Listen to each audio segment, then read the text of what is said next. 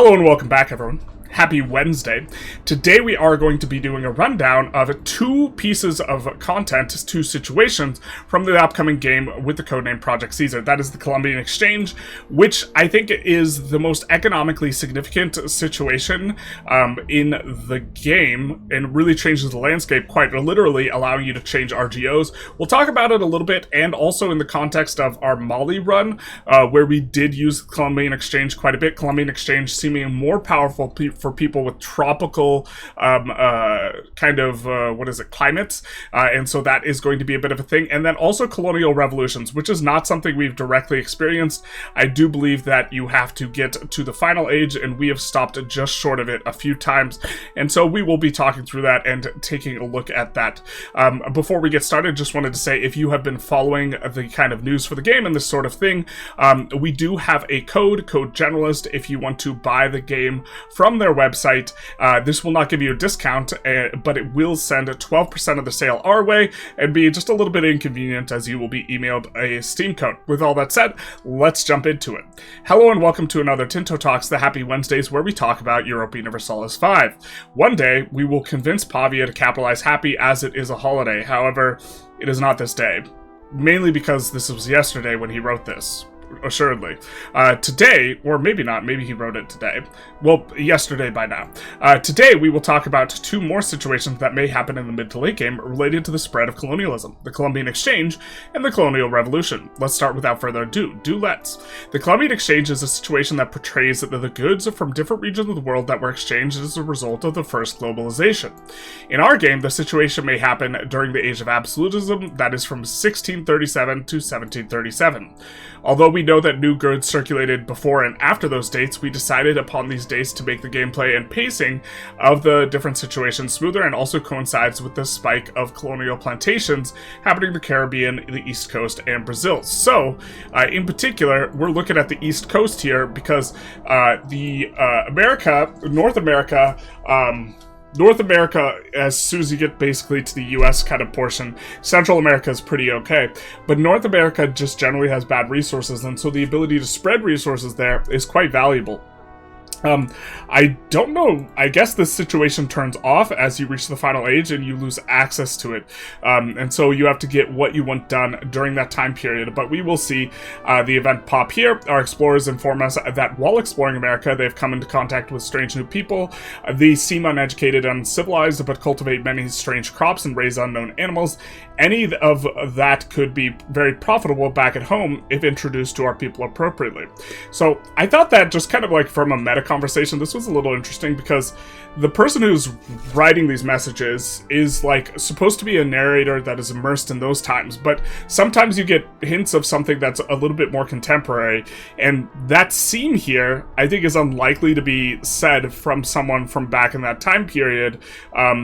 Maybe not, but it seemed that the view of the indigenous people was just generally very, very negative, and so the inclusion of this scene is more of a kind of post hoc or like modern view of the situation at hand. And so while this like narrator is in a sense role-playing, or the narrator is in a sense role-playing someone from back in this time period, rather than actually attempting to script them as such, with a little bit of qualifying language such as the seam in there. But we have the Columbian Exchange. We will have, this is just a repeat in terms of the flavor, I think, of one of these other ones, but we will be having new resources. In our game, these goods will be divided in two categories: goods of the New World and goods of the Old World, depending on where they are present when the situation fires. So, as an example, rice and horse are goods of the Old World, and potatoes and maize are goods of the New World. Now, if I recall correctly, maize, I can't recall correctly because I'm not sure if I've even seen this or checked it. I don't know how much base food that maize and potatoes provide. But to my knowledge, the very best food source is going to actually be rice with 10 food. And then after that, I think it's wheat with 8, and then like sturdy grains only gives 5. So as a resource, sturdy grains and legumes are just generally weak. I don't know how much potatoes give. Potatoes might give 8, because as I understand, potatoes were actually very, very efficient at producing calories. So I'd not be shocked if that were the case. And so what you can do is, if you have something like sturdy grains, overriding it with potatoes, just kind of in the aggregate is just going to give you more food, right? And so just from a food perspective, this is quite powerful. And then rice is, I think, probably going to be more powerful than these. I don't know the exact numbers, but just from a food perspective, you can override the food RGOs. But also, let's continue reading and exactly how it works. But you're going to be overriding resources. As you can see, you can spread worlds, both new world goods to the old world and vice versa, with some money and prestige as the cost. This means that the raw materials in the selected location will be changed to the new one, opening up a different economic gameplay loop, allowing you to plant highly demanded goods in the new world, which could be exploited via plantations and slaves, while also allowing the plantation of goods such as potatoes in Europe. An important thing, we've investigated the actual spread of each trade good that can be exchanged, so you can only grow its accurate geographical distribution, which takes into account the terrain features, climate, vegetation, topography, meaning you cannot plant rice in the Alps, nor in wine in certain climates. Well, that would be, this is an old world good anyways, so you wouldn't be able to do it anyways, right? But coming into like the strategy here, tobacco and coffee are generally very expensive because they're in high demand. So while we were playing as Mali, near our capital, we replanted a whole ton of stuff as coffee and also as tobacco. In particular, we tried to override sturdy grains and wild game. Wild game gets used for leather, but we have a ton of livestock, so that's not really kind of an important input for us. And so we overrid a lot of our wild game as we could find it. We overrid horses because we weren't really using horses as a thing, and we overrid sturdy grains, of which there are a couple sources here. So we got some of those really good goods. But in particular, a big part of why we can do this is because of the climate is tropical. And we noticed that basically as soon as the tropical starts, that is kind of the cutoff for like the tobacco, I think, if I recall correctly. Or was it the coffee? I think it was the cutoff for the coffee. So that was a bit of an interesting one. Also, coffee is present in the old world, but oh no, wait, what is this one? It's not coffee. Coffee's over here. This is a different good, but in either case, it was in really high demand, and then we also have tobacco. Now, moving to the New World, goods in particular, I think the big ones are going to be sugar and cotton. In particular, I think that in North America, in the South, you're probably going to be moving quite a bit of cotton over there. There's already some cotton there, I think, at Game Start. That's what this present 94 times is about, because I think that they just fire this event from kind of the start date. They just force fire it with the console command, this type of thing. So there's probably 94 cotton, but saturating it with cotton, building a bunch of plantations. Plantations are very, very powerful. This is going to be an opportunity, and same with the sugar. The sugar is also going to be a strong opportunity, and I don't think there are coffee plantations, but you can push more coffee. You can push coffee over there. Coffee's probably going to have an expensive price. And there's another thing that you're getting in all of this, in terms of economic pressure. The things you're going to want to be overriding, in my opinion, are going to be the foodstuffs that give less food. So that's going to be olives, sturdy grains. I think horses you're going to want to override in general. But maybe in the New World, you maybe want to bring over some sources of horses because you don't have them. I do believe they cost more trade value to transport, and so transporting or trading horses is generally inefficient. And so maybe you want to secure a source of horses, but in general, I think you're starting to move away from the horse-based armies at this point, and so you're going to override this type of stuff. But the significant one is the food, because I think food gets squeezed at this point in time. I think food, generally speaking, from a balance perspective, is not too big an issue, but as you start to get into squeezing the food out for higher price RGOs, then it maybe starts to get an issue. You start to get more starving and this type of stuff. So That'll be a little bit interesting. Also, kind of expecting maybe you send rice over to the New World. Currently, it seems like colonies underperform in terms of economic investment, but maybe there are going to be buffs of that nature. This is some feedback we've given in this type of thing. Okay, so we will see the costs in here, 100 gold and 5 prestige to spread the good. We could spread one of the goods in the Americas, and you can see here we are going to have cocoa. Okay. And we could see where we could put it in Spain. So what are we trying to put down here? I don't know which one was selected here. That would be good to know. I think that actually, I'm a little surprised that this much of the stuff could be spread here. When we were looking at our Mali game, it seemed really, really bifurcated based on climate. You know what it probably is?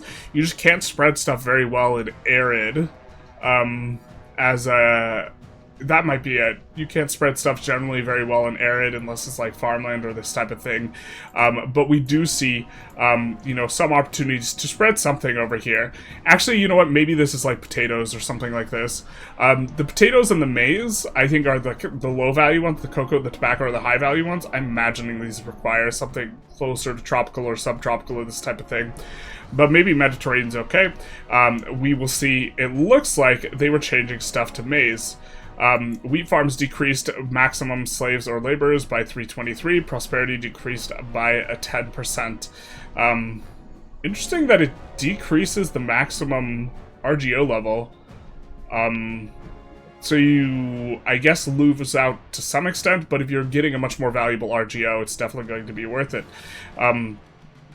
Here we can see another version of this, where we are spreading stuff in the New World, and we are selecting a location, and Castile has changed one of these goods to sugar, which can have plantations. So I think that if colonies end up being good, and if they could actually dev up and get high levels, one of the things is, like, there's like a lot of multiplicative stuff going on here in regards to these plantations and the sugar value and this type of stuff. Because if you have low development and low population, which is often the norm in these New World places, although you can import a lot of slaves, so the population can get quite a lot higher, what's going to end up happening is going to be the limit of the RGO is going to be lower, and the limit of how many plantations you build is going to be lower. The plantations give 1 RGO, but it's a production building, so it's hit by market access. So if you have no market access, the plantations won't really give very many RGOs. It gives the same resource as the RGO. And then it also gives plus 10%. So if you have 5 plantations and 5 levels of the RGO, and you have perfect market access, we're just going to assume you have perfect market access because the math's a bit easier, you would have, 5 plus 5, the number of just raw RGOs before modifiers, and then you would be getting an additional 50%. So you would, out of the 5 plantations, 5 levels of RGOs, be giving 15 sugar, let's say. If you have 10, right, you would be getting 10 plus 10 in terms of the base, and then you would be getting plus 100% because each plantation is increasing output by 10%, and so you would be getting 40. The jump from 15 to 40 is quite large, and I know we're doubling the input amount, but we're increasing the amount by more than double. And so when you start to get to the really high levels, and we talked about this a little bit as Egypt, because Egypt in particular, you can just move your capital to Asia, and then the Nile in particular is kind of the funny situation where you could have like a level 30 plantation and a level 20 RGO, or like a level 40 plantation and 20 RGO. And now you're starting to talk about some obscene numbers, right? Because that's 60 base sugar, right? And then you get plus 400%. So now it's 240 sugar, which is a huge number. And if you do this as them with cotton, you'll have the price of cotton will be so incredibly low that you'll be able to build a lot of cloth stuff, and you'll be able to push cloth price really, really low, and then you'll be able to dump an enormous amount of goods into other people's markets and push the price so low that they can't actually build the building profitably, and you could possibly, I think with something like this, force people out of the industries. Like, other people will not be able to produce regular fabric because when you are exporting it to them, you have a really, really low price.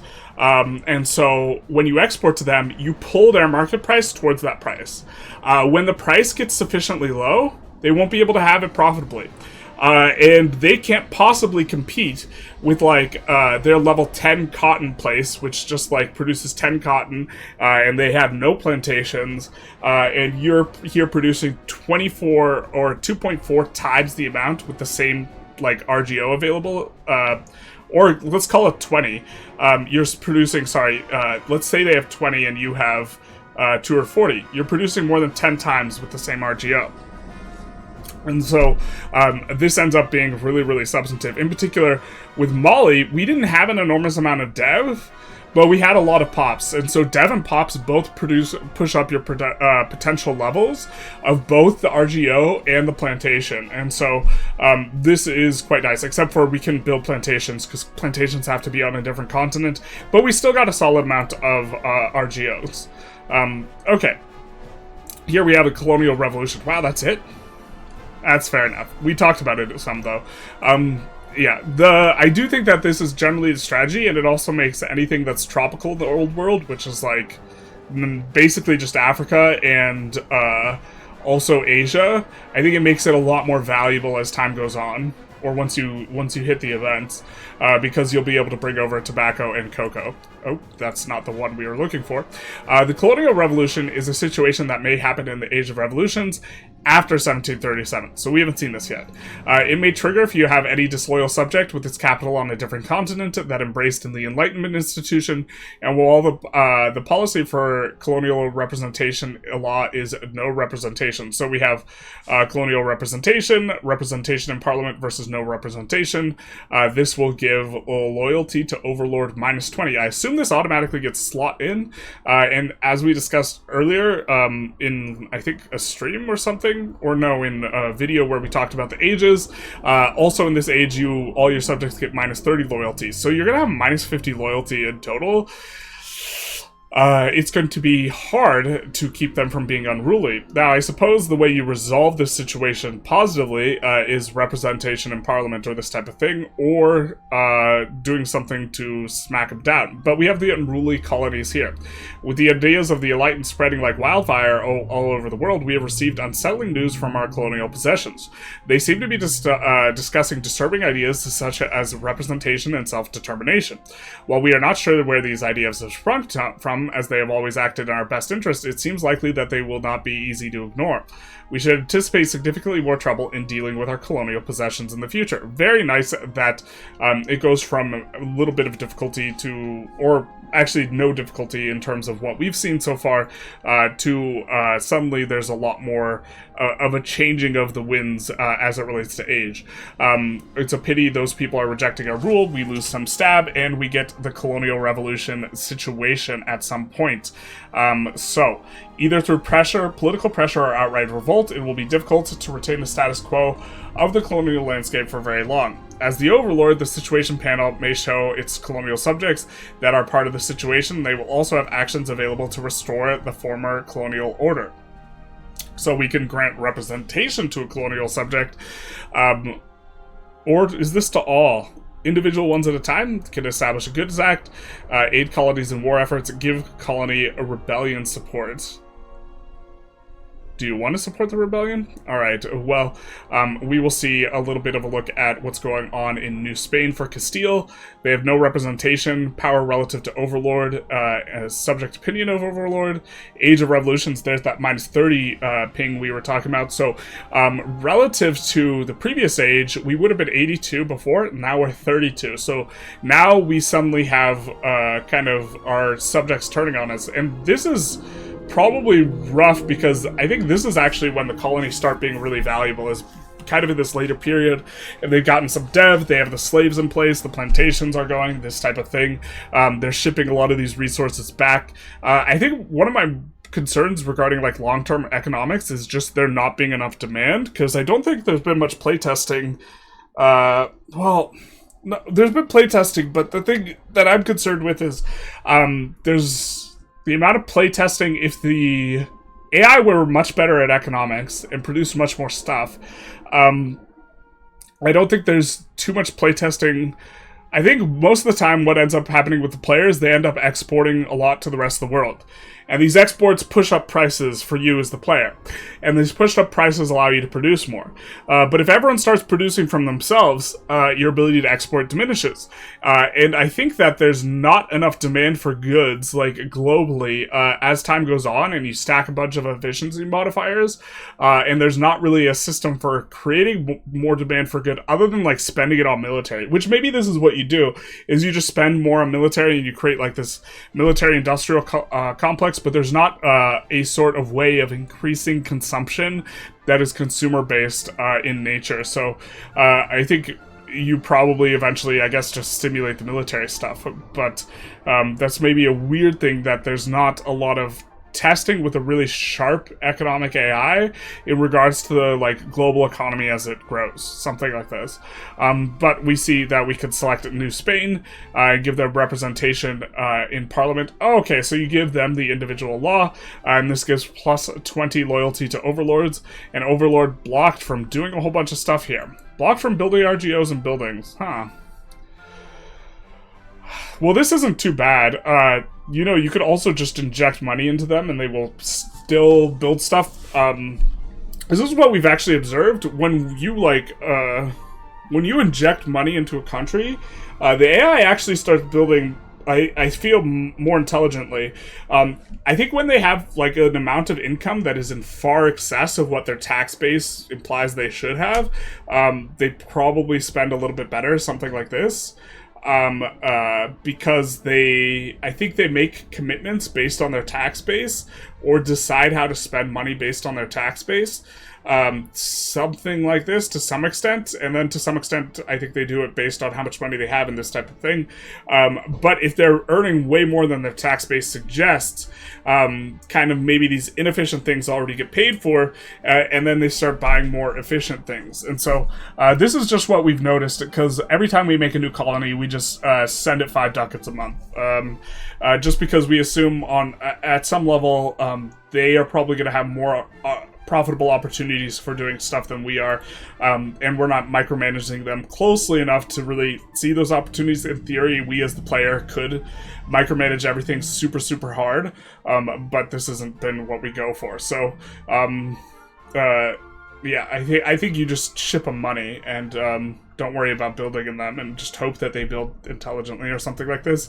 But maybe if this is going to fire, you build a bunch of roads, because I think the AI just undervalues building roads at this juncture. I've been trying to convince them to make the AI build more roads. Let's see, we have Established Goods Act. We will get the new specific, by establishing a new act on specific good or transaction, we are able to siphon more money from the colonies. So maybe this is the long game, is you colonize like 300, 200, 300 years earlier to get like this kind of payout, except for I think that in general money's more valuable in the early game. And then as you start spinning up a really large economy, money becomes less valuable. And so investing early to have a return later is maybe not necessarily that good, unless the return is in the form of manpower or sailors or something like this. But okay, we will aid our subject with a quarter of our yearly manpower and reduce it a quarter. What the... Okay, I assume this is 25% and not a quarter of our actual manpower, and what this does is it reduces manpower generation by 25%, and so if you already have plus 100%, this actually will only decrease it by 1/8, but even still, this seems like not something you would want to do. It seems like letting go of the colonies may be even better at that point, unless they just become economically huge, which I have a hard time seeing them really doing. I just don't think they generate enough development, build enough infrastructure, and have enough pop to really look that robust. They get a huge pop growth bonus, but just until they get into like a middling pop level or like a kind of small pop level, because if you're under 5% of your pop capacity in a location, you get like a huge pop growth, bonus, and to some extent, this is where a lot of the value of colonization is. But if you're importing slaves, you're like overriding that value to some extent because the pop's going to increase faster. So, yeah, it's just I also don't know if slaves grow. My understanding of how it works, which I haven't like validated, is that every pop type contributes to pop growth, but I don't know if slaves specifically do. I think they don't. And so at a certain point, colonies will probably want to release slaves. But okay, subjects have somewhat of a different pool available for situations. We will see some of the things we can do. Seek support of overlords' rivals, maybe interesting. Colonial Federation. Okay. Of course, there's probably the most interesting one. A different one is create Colonial Federation. Yeah, that's exactly what we were thinking. Creating a local administration to oversee, govern the lands of colonies will help us securing greater autonomy. We will create and become leader of a country of a new Colonial Federation.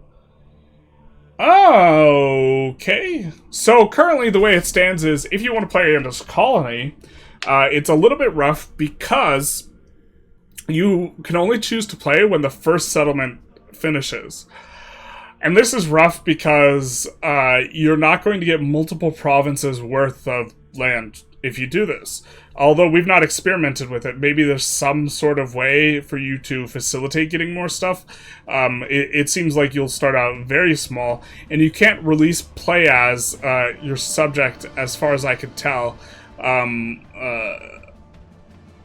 Kind of a little bit later and develop up the colony quite a little bit. And so maybe this is a way you can play catch up and get kind of big as a colony, although this is in the last 100 years of the game that we're talking about here.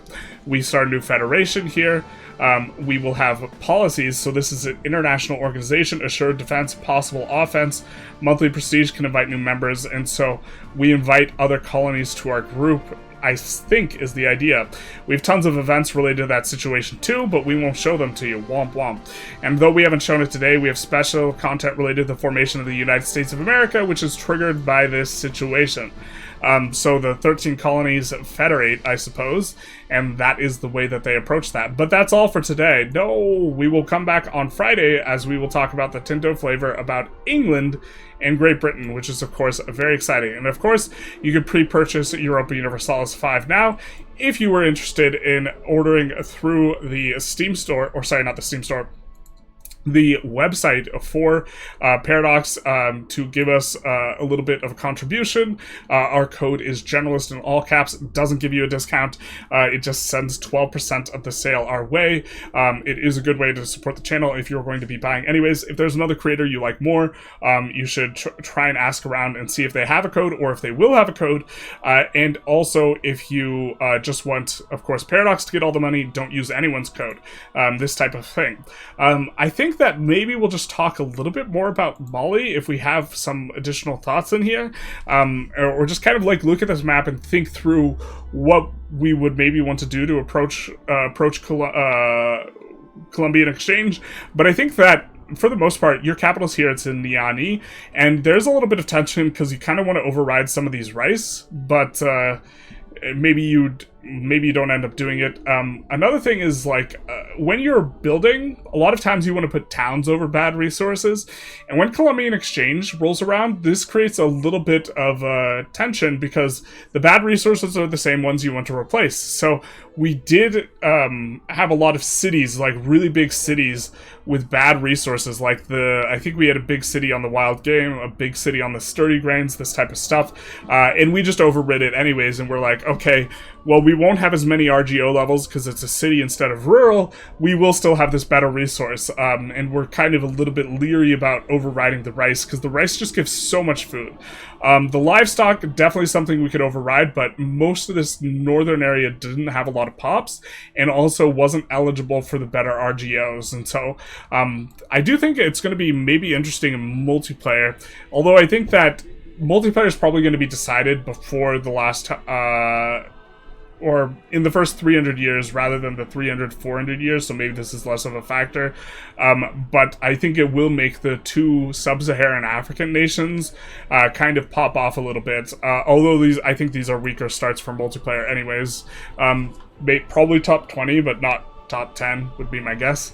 But yeah, this is what we were doing quite a bit. I think in the Americas it's gonna be interesting to see how much the AI does it as well, because if the AI is very, very aggressive about this Columbian exchange and bringing these new goods, then they can start producing a lot more value. In particular, if they're doing it with sugar and cotton a lot, and then you import it back.